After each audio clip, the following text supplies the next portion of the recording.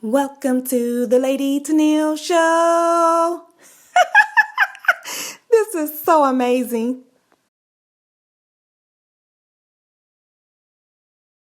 This is what the test looks like when you first receive it. Right here, I'm just going to open up the kit and prepare and arrange the contents inside. This is the registration card. That's very important. You want to keep that because you're definitely going to need it. This is the actual container that you're going to use to collect the specimen. That is the return shipping label for FedEx. Next, we have the biohazard bag that you're going to place the collected specimen in. Last, we have the FedEx shipping bag that you're going to use to ship the test back to the lab.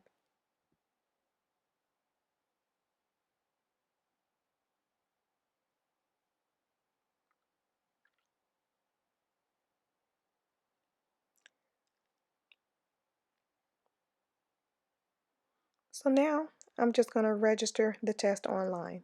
Very important step, guys. You do not want to miss this step.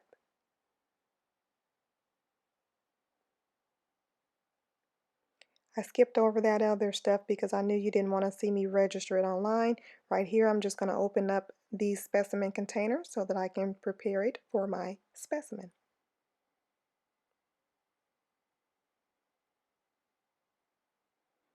Yeah, some handy dandy instructions.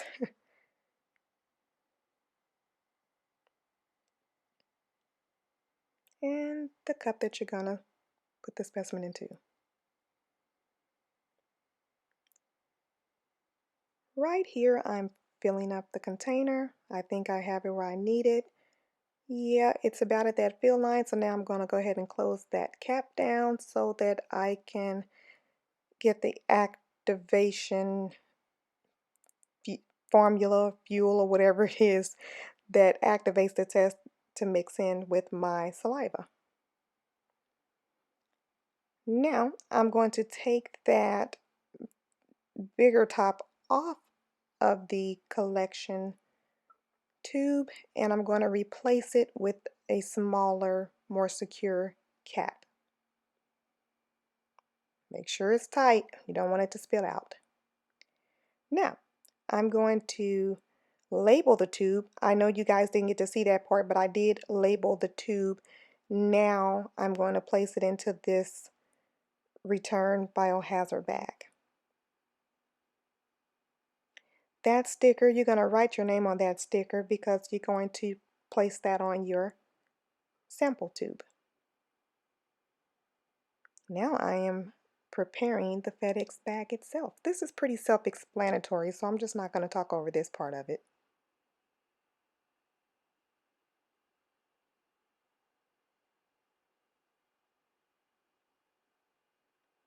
Oh, but real quick, so that top part that I'm peeling off, you want to keep that because that's what you're going to use to track the test if you want to track the actual shipping. So I myself, I like to just sort of place it on the top of that registration card so that I can have it handy should I decide to track the shipment of the specimen. Now I'm going to peel off that and place it neatly on the FedEx return bag. I like to make sure it's nice and neat.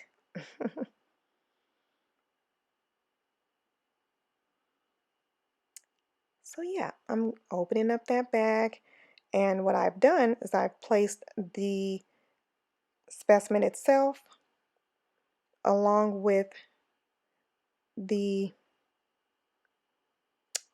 the specimen along with the box. I've placed the specimen itself inside of the box, and I'm placing that box inside of the FedEx bag so that I can ship it back to the lab. Again, making sure everything is lined up and nice and neat, and sealing it, making certain that it's secure.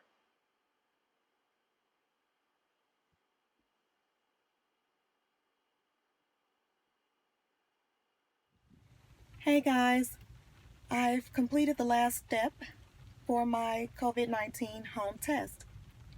This is my fourth time taking this test. The first test I took was the self-administered blood test, and then these last three were the saliva test that I just took this evening. Well, the good thing is that all of my tests have been negative.